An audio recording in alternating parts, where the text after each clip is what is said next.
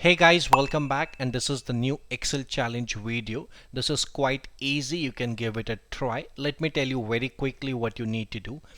This is the data set that we have here, and we have some codes and date here. First, we need to calculate the unique code in this particular column, and then we need to count the unique date for each code. Let me give you an example.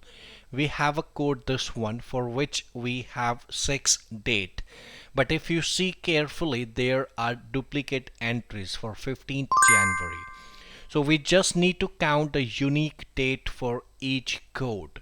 There can be n number of formulas that you can use to do this, and we are looking for a formula to get a result.